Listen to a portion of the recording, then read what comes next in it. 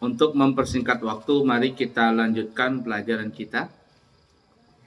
Pada pertemuan yang lalu, kita telah membahas tentang sunnah-sunnah sebelum sholat.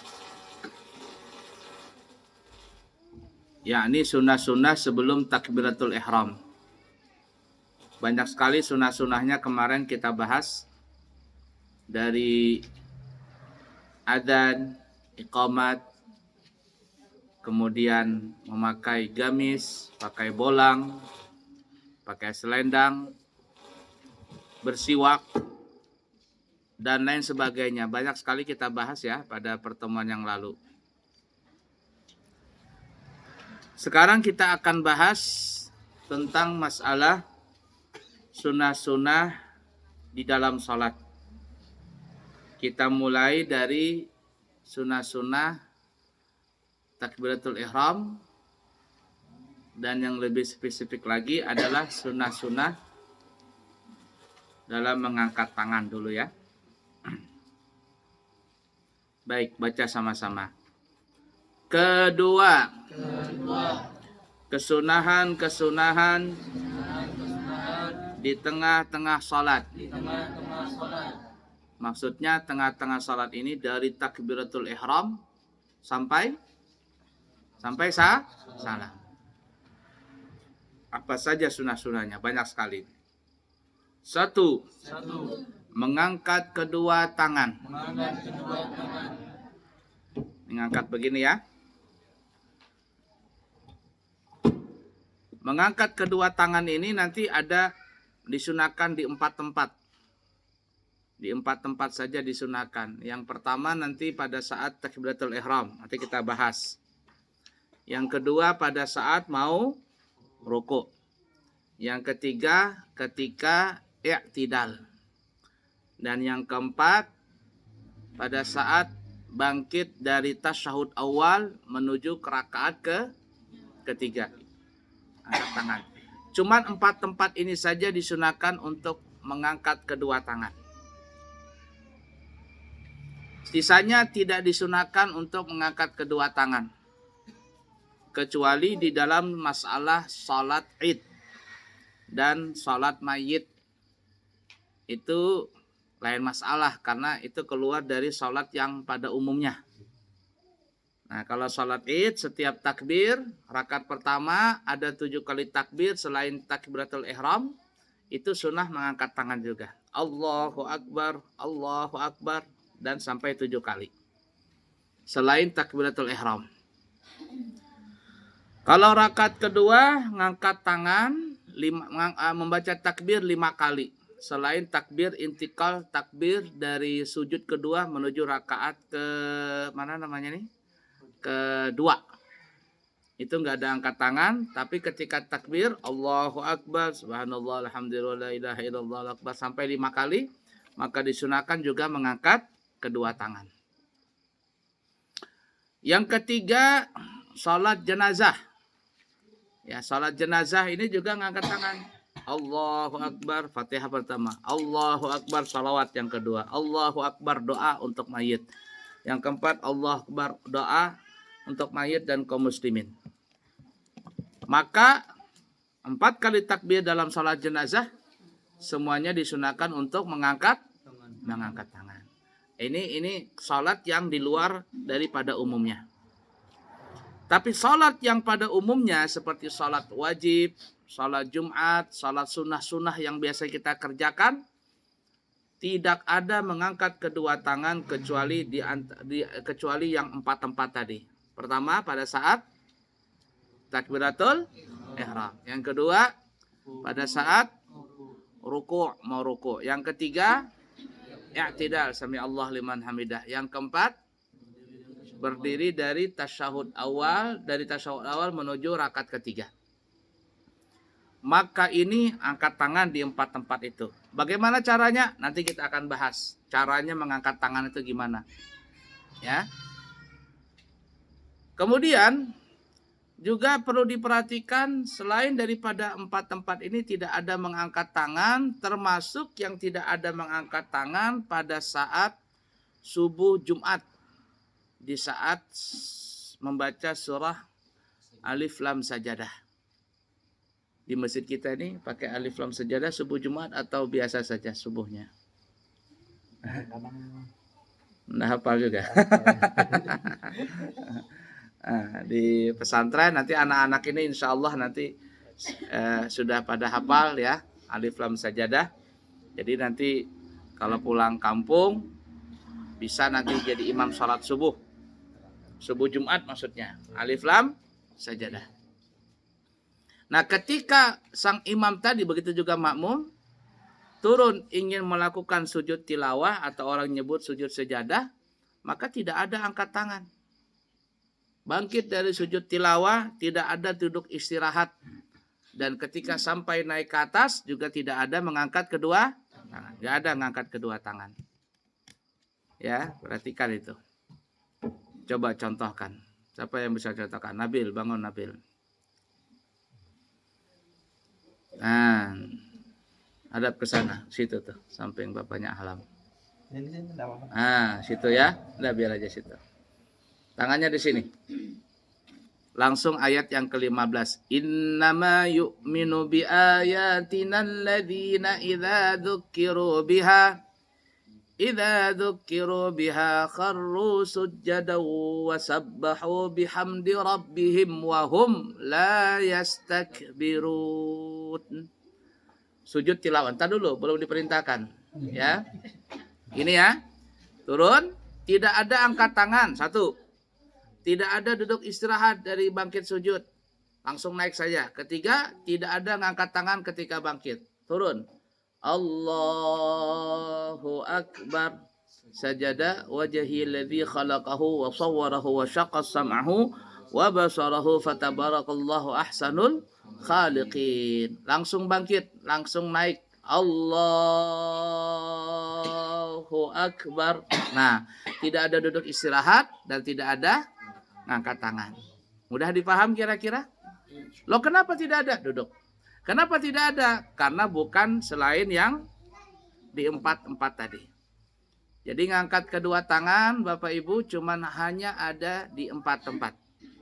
Takbiratul ihram, ketika ruku, ketika i'tidal, dan ketika bangkit dari tasyahud awal menuju rakaat ke-3.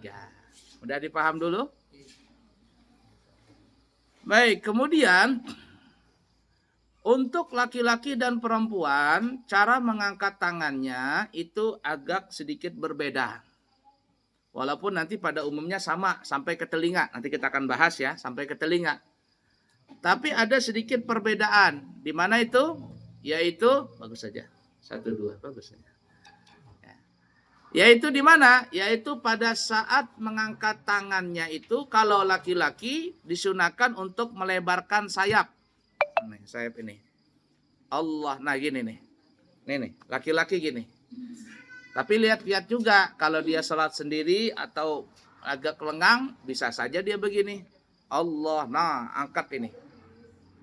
Ya, tapi kalau sholatnya sopnya rapat, jangan juga begini. Lupa, kena di samping kanan kiri orang kena sikutnya dia. Apalagi pakai lengan pendek, bulu keteknya panjang. Keringatan lagi, bau asam semuanya. Lupa, begitu. Kasihan orang. Ingin mengerjakan sunnah, tapi karena tidak tahu caranya, akhirnya jadi dosa. Ya, karena mengganggu orang. Tapi kalau sendiri, umpama seperti jadi imam, silakan mengangkat begini. Nih, diangkat ininya. Nah, sayapnya ini diangkat. Ya, laki-laki. Kalau dia agak sempit, nah gini saja. Nah, ini. Nah, yang penting ini terangkat. Ya, ini terangkat ini. Ini laki-laki. Kalau perempuan, 1. Perempuan gimana? Perempuan dia punya siku nih, punya lengan tangan, lengan otot, sikunya ini rapat kemana? Ke badannya dia. Lihatnya ibu-ibu. Coba praktekkan Nabil berdiri. Nah, jadi kalau laki-laki dia begini. Sekurang-kurangnya ini terangkat. Ya. Sekurang-kurangnya lengan ini terangkat. Tapi kalau perempuan yang ini rapat. Nah, nih. Lengan otak ini rapat ke badan. Jadi bagaimana perempuan? Nah, gini. Ini pun juga jangan begini. dia naik begini. Ini kan pakai mukena. Nah, jadi naiknya begini. Allah. Nah, gini. Allah, ini perempuan. Allahu Akbar. Kalau laki-laki, nah melebar. Ininya diangkat, jangan sampai menyentuh ke badannya dia. Coba Nabil. Laki-laki dulu. Nah, gerakan saja. Nah, gini. Ini sekurang-kurangnya. Yang lengan ini dulu ya. Lengan tangan ini harus terangkat, jangan sampai nyentuh. Kalau perempuan gimana? Nah, bukan begitu. Ini rapat dulu. Nah, kemudian ini naiknya di sini. Bukan begini, naiknya di sini. Nah, Allah nih. Nih nah, gini nih. Nah, gini. Jangan begini, sak begitu. Nah, bukan kan, gini. Nah, ini rapat nih nah. Allah kayak unyil. Ini nih ya. Allah, nih naik ini. Lihat Abu ya gini. Nah, nih. Dari bawah turun, dari bawah naik. Allah. Nah, nih.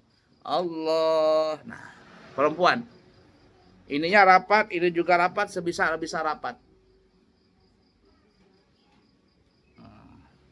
Bisa paham ibu-ibu? Nah, praktekkan aja sendiri. Nah, dia nggak ngerti. Nah, inilah perempuan ya. Laki-laki begini. Nah, gini. Ini sekurang-kurangnya begini laki-laki. Yang afdalnya dia begini. Angkat dadanya, membusungkan dada. Allah, nah ini. Busung dada. Nah, nanti sunahnya dia begini. Kepala nunduk, jadi seakan-akan ini dia menghadap ke arah kiblat. Allah, nah ini laki-laki gini. Ya, semakin diangkat. Tapi kalau banyak orang jangan Allahu Akbar. Mantap kanan kiri. Yang penting ini nih, lengan otot tidak nyentuh badan. Allah, nah gini. Bagi laki-laki, kalau perempuan Allah nih perempuan dapat Allah naik begini. Allah mau kenanya kan gini panjang. Ya. Jadi jangan mengangkat begini mukena. Kalau dia mengangkat begini tangannya mukananya ini akan naik ke atas. Kalau seandainya perempuan itu tidak pakai handshot apa namanya itu, apalagi tangan pendek kelihatan sini auratnya, maka tidak. Jadi dia mukena panjang lewat begini. Allah, nah perempuan. Allahu Akbar. Sebisa mungkin rapat. Allahu Akbar. Mudah dipaham dulu? Baiklah ya. Itu perbedaan gerakan tangan dulu. Baik, kita lanjut ya. 1. Mengangkat kedua tangan. Sunnah mengangkat kedua tangan di 4 tempat. Nah, jadi 4 tempat ini sunahkan mengangkat tangan. Yaitu saat takbiratul ihram, ruku', i'tidal, dan berdiri dari tasyahud awal. Berapa totalnya? 4 kan ya. Selain itu tidak ada disunahkan.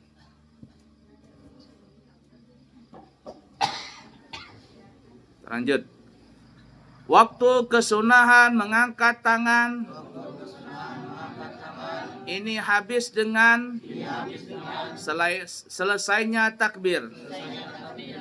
Sebagian ulama mengumpulkan kesunahan mengangkat kedua tangan di dalam ungkapan nazam. Angkatlah kedua tanganmu dan hadapkanlah ke kiblat dengan membuka lapak tangan dan merenggangkan jari-jari. Jari-jari apa ini? Tangan ya. Meluruskan telapak tangan dengan pundak. Jempol dengan telinga. Condongkan ujung jari sehingga lurus dengan bagian atas telinga. Dan mulailah mengangkat bersama dengan memulai membaca takbir. Dan selesai mengangkat bersama dengan selesainya membaca takbir.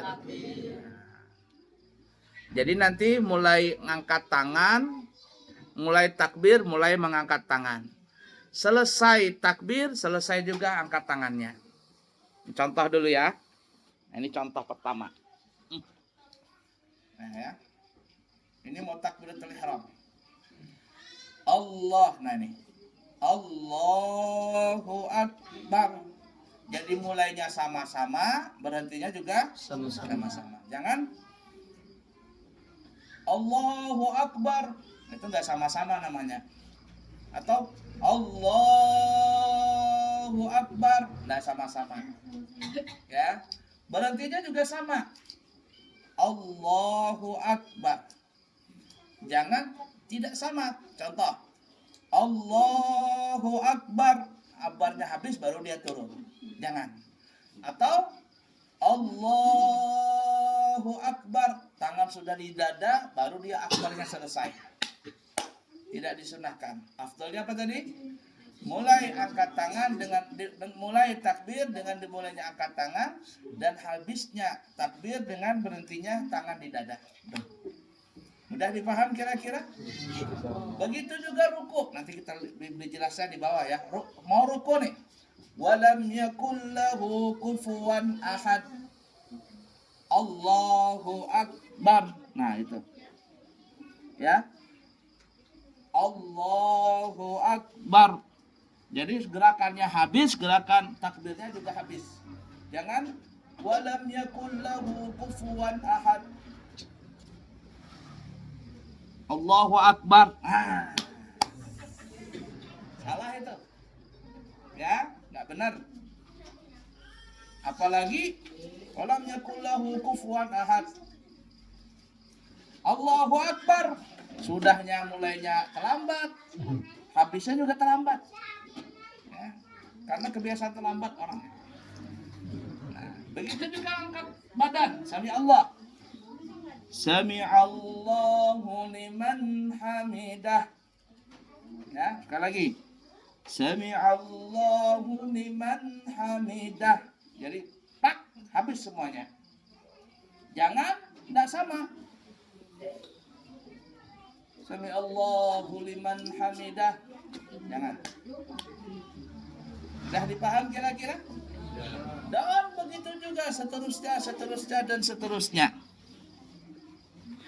Intinya di dalam salat disunahkan mulai gerak dengan dimulainya takbir. Dan disunahkan berhenti seluruh gerakan badan dengan berakhirnya seluruh bacaan takbir. Baik takbiratul ihram ataupun takbir intiqal. Mudah dipaham kira-kira? Laki perempuan sama, dimulainya takbir, dimulainya gerakan dengan dimulainya takbir.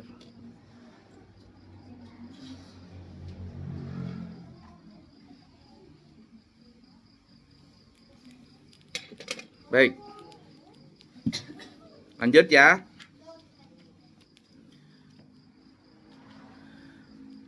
Ketika takbiratul ihram, maka mulai mengangkat apa ini? Angkat tangan ya, kedua tangan. Saat memulai ucapan takbir. Dan selesai mengangkat. Angkat apa maksudnya? Tangan.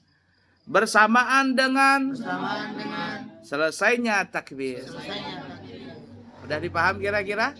Nah, kita sudah praktekkan tadi. Ketika i'tidal, maka mulai mengangkat tangan dengan membaca Sami Allahu liman hamidah. Bersamaan dengan mengangkat kepala kita nih ya dari ruku dan terus mengangkat tangan hingga berdiri tegap. Ketika sudah tegap maka melepaskan tangan terlambai ke bawah. Nah, jadi ingat ini Kalau sami Allah liman hamidah, ketika badan di atas, ini tangan ditahan sebentar. Jangan kayak apa namanya itu, kayak karet, tahu kayak karet? Ya Allahu liman hamidah, tong begitu, mentul. Ya Allah liman hamidah, Allahu akbar, Allahu akbar. Ini namanya apa ini? Ya? Apa namanya? Ya karet mentul, tong, tong, tong. Tidak, tapi ditahan. Begitu juga semuanya, takbiratul ihram, mau i'tidal, bangun dari sujud, bangun dari ruku, bangun dari tasyahud awal, sama ditahan sini. Allahu akbar, apalagi mau ruku, Allahu akbar, sami'allahu liman hamidah, ditahan sini nih. Bangkit dari tasyahud awal, Allahu akbar, jangan tong tong, ini jangan mental gini, tong. Nah, Buya perhatikan santri masih banyak loh. Allahu akbar, Allahu akbar, Allahu akbar. Itu sholat apa begitu tuh? Ya, tidak seperti itu. Ketika berdiri dari tasyahud awal, maka memulai mengangkat tangan ketika pada posisi tempat minimal ruku. Nih orang bangkit dari tasyahud awal. Jangan dari awal sudah ngangkat tangan, tidak. Ketika sudah badan posisi ruku baru mulai angkat tangan. Nah di sini Allahu akbar. Itu dari tasyahud awal ya. Jadi mulai mengangkat kedua tangan ketika badan sudah masuk posisi apa? Ruku. Dan selesai membaca takbir beserta selesai mengangkat kedua tangan ketika sudah berdiri tegap. Mudah dipaham kira-kira? Nah, mudah ya? Sudah belajar. Setelah belajar apa ya? Dipraktek. Nggak ada lagi nggak ada begini. Nah, kemudian tadi di syairnya tuh disunahkan mengangkat tangan laki-laki terus diangkat ya. Nah, telapaknya dibuka. Nih, telapak ini dibuka. Jangan begini. Allahu akbar. Ada orang salah begitu. Allahu akbar. Inna. Allah. Allah. Kucup begini. Entah kenapakah begini. Apalagi gara-gara ini apa pemilihan, mentang-mentang dia pilih nomor 1 kah, nomor 2 kah. Allahu akbar. Sampai sholat dibikin kampanye begitu. Ya. Allahu akbar. Jangan ya. Nah, jadi telapak tangan buka dulu. Kemudian ibu-ibu ya di belakang nih sambil lihat ya. Jari tangan jangan rapat begini. Tapi agak renggang. Nah, nanti ingatin ya, dalam sholat itu semua jari-jari tangan sunnah dirapatkan. Kecuali ada beberapa tempat yang tidak disunahkan rapat alias renggang. Tapi jangan juga mengangkang. Allahu akbar begini. Ini jurus apa lagi begini ya? Renggang sederhana saja alias tidak rapat. Nah, yang renggang ini nanti ada 2 tempat. Ada 2 tempat. Yang pertama pada saat nih ngangkat tangan gini. Ya, ngangkat tangan tadi kan ada 4 kali tuh. Nah, renggang semuanya. 1. Yang kedua ketika ruku. Ketika ruku, tangan itu di lutut, agak renggang dia. Nah, ini. Jangan begini, Allahu akbar. Nah, jangan begini. Tapi agak renggang. Nah, mencengkram dia. Tangan ini mencengkram di lutut. Caranya boleh begini, boleh begini. Kalau laki-laki sunat sayapnya dibuka, tapi kalau perempuan dikantup begini. Nah ini. Ya, kalau laki-laki boleh begini, boleh juga begini. Caranya. Tapi kalau perempuan dikantup ini. Nih, kalau laki-laki sayapnya dibuka, perempuan dikantup begini. Mudah ya? Hanya 2 tempat membuka merenggangkan jari-jari tangan. 1 pada saat mengangkat tangan, kedua tangan yang kita sebutkan tadi. Yang kedua pada saat ruku. Selainnya rapat. Nanti taruh tangan kita akan sampai. Taruh tangan di dada, jarinya juga rapat. Ketika sujud, jarinya rapat. Ketika duduk, meletakkan kedua tangan di paha masing-masing. Jarinya jangan begini mengangkang atau jangan. Mudah dipaham? Nah, jari-jarinya renggang, telapak tangan dibuka, jari-jarinya renggang. Kemudian apa lagi? Sejajar nih. Ujung jari sejajar dengan ujung telinga. Nah, ini begini. Sedangkan jempol di bawah sini. Nah, gini. Allah, nah begini nih. Ya, jangan begini Allah. Ada nggak orang selalu begini? Allah. Allah. Bukan, tapi begini. Ini menghadap ke kiblat. Dibuka telapak tangannya, dia menghadap ke kiblat, jarinya renggang, jari ujung tangan ini sejajar dengan ujung telinga, jempolnya ini sejajar dengan bawah telinga. Jangan juga begini. Allah, ada orang sholat dijapainya ini, nah, lelemakan telinga. Allahu Akbar, cing gitu. Nggak begitu. Allah. Diginikannya telinga. Nggak. Sejajar. Sejajar aja. Paham ya? Kemudian sejajar dengan pundak. Artinya ini sampai ke pundak sini, di atas pundak. Jangan begini. Allah, ini kayak orang salapi kan begini. Allah. Nih, salapi di sini. Enggak, bukan di sini, tapi di sini. Sejajar ujung jari dengan ujung telinga. Kemudian jempolnya ini di bawah lelemakan telinga. Kemudian sejajar dengan apa ini ya? Pundak. Bukan di depan pundak, tapi di atas pundak. Mudah dipaham kira-kira? Hadap kiblat. Kemudian ulama menambahkan ujungnya ini, ujung jari agak bengkok begini. Nah, agak begini nih.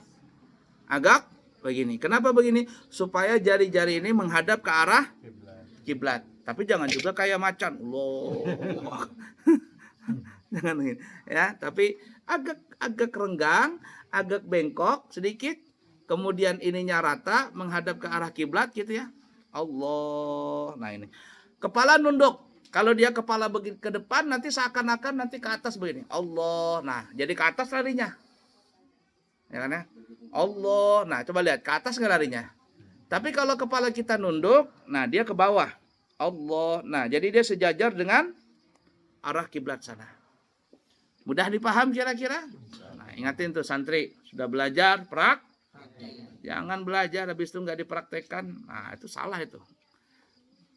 Al-ilmu bila amalin kasyajar bila samarin. Orang punya ilmu belajar tapi nggak diamalkan seperti pohon tanpa buah. Nggak ada buahnya, yang ada cuman daun berserakan. Ya, percuma. Faham kira-kira di sini? Baik, mungkin ada pertanyaan dulu sebelum kita lanjut. Saya Abuya nggak bawa jam nih. Jam berapa sudah nih? Ya. 45 menit lagi.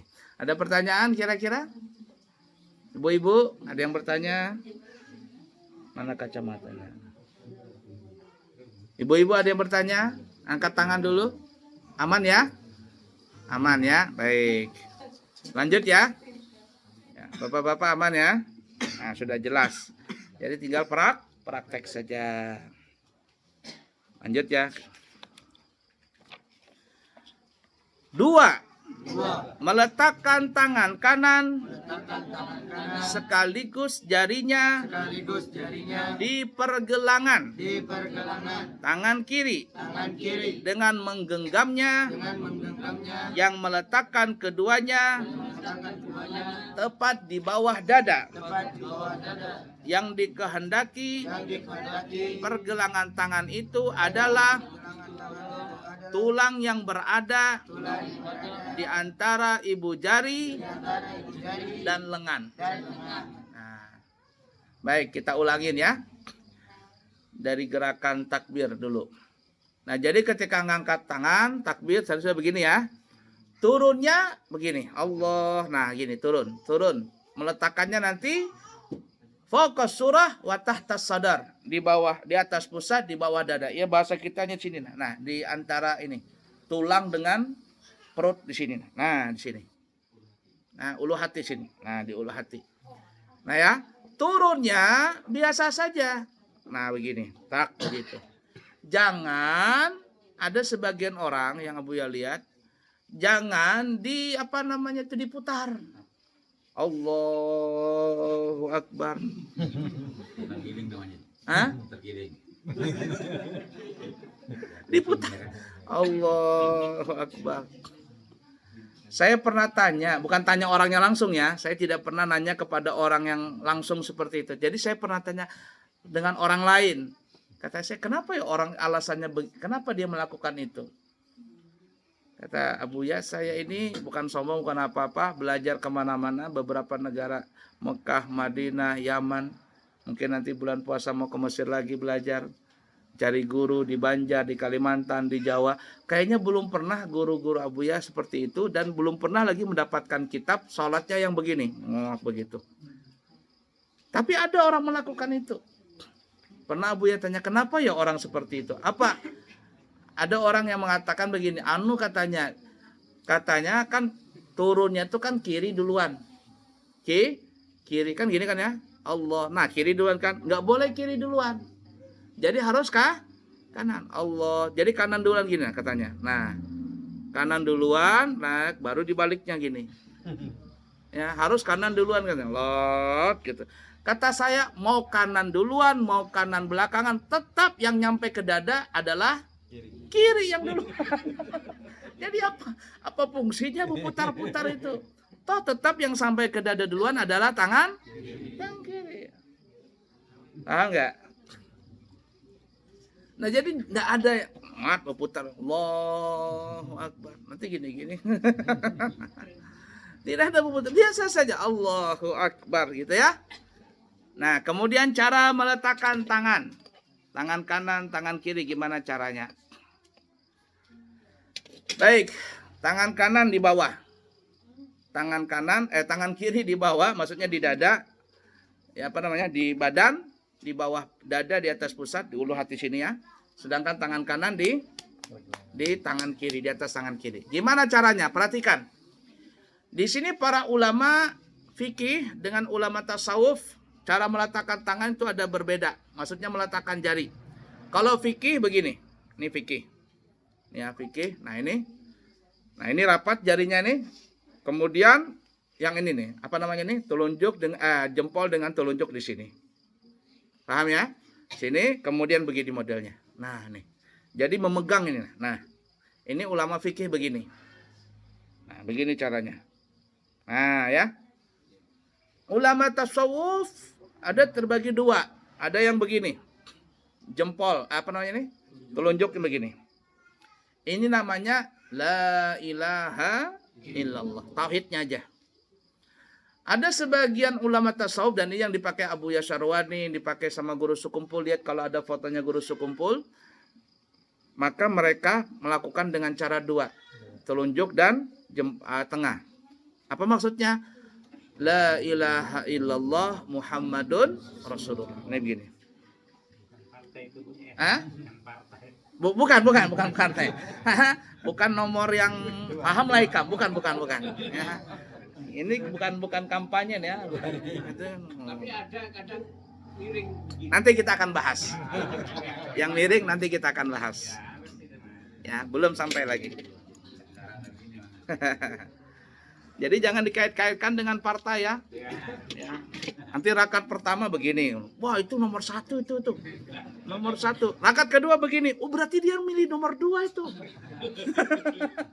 Jangan, enggak ada urusan nomor 1, nomor 2, enggak ada urusan dengan apa namanya? Pemilihan gubernur, enggak ada urusan. Kalau di Tenggarong berapa nih? 3 calon atau berapa? 3. Berarti enggak ada yang begini. Allahu Akbar. 3 bupati, kalau gubernur 2. Nah, jangan bupati Allahu Akbar pilih nomor 3. Enggak ada urusan seperti itu.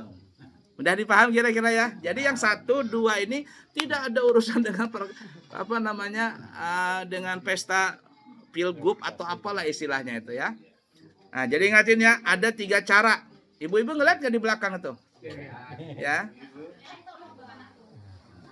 Apa perlu berdiri lagi saya? Kasihannya Abuya disuruh berdiri, duduk, berdiri, duduk. Coba Nabil berdiri, kasihkan lihat ibu-ibu. Nah, coba kasih lihat Abuya dulu. Nanti sudah selesai, taruh di sini. Nah, ini rata di sini. Ini jangan begini, jangan bengkok. Ini juga rata. Nah, ini jempol begini. Nah, ini nih. Nah, jangan begini. Jangan begini, rata aja. Nah, gini rata. Nah. Rata. Nah, tapi di sini taruhnya. Nah, kasih lihat ibu-ibu. Jangan tegang, santai saja. Ya. Lihat ini. Kalau kamu begini caranya. Nah, ini begini salah. Bukan begini. Ininya kanannya jangan bengkok. Rata aja. Rata. Nah, tapi begini. Ini ulama fikih. Ibu-ibu lihat, ibu-ibu. Lihat begini ya. Nih, jangan begini. Masukkan ke dalam, genggam. Nah, gini. Nah. Ini ulama fikih. Paham ya? Jadi kalau ada orang sholat begini, benar. Yang kedua, telunjuknya ditunjukkan. Ini ada ulama tasawuf mengatakan begini, adalah tauhid. La ilaha illallah. Boleh? Boleh. Yang satunya lagi ulama tasawuf lebih sempurna, tambahin jari tengah. La ilaha illallah Muhammadun Rasulullah. Paham kira-kira? Nah, selesai. Begitu caranya. Laki perempuan sama meletakkannya. Selain daripada itu, maka tidak ada cara selain daripada yang 3 tadi. Kalau pengumuman Allahu Akbar, kedinginan ya. Anak kecil itu lah salat Allahu Akbar. Pernah lihat nggak? Nah, begini, dia salat anak kecil. Ya, ini anak kecil, enggak apa-apa, dia latihan. Tapi kalau santri begini sudah besar begitu, sudah balik begini sholatnya. Paham kira-kira? Baiklah ya. La ilaha illallah. Kemudian tadi letaknya di ulu hati, di bawah dada, di atas pusat.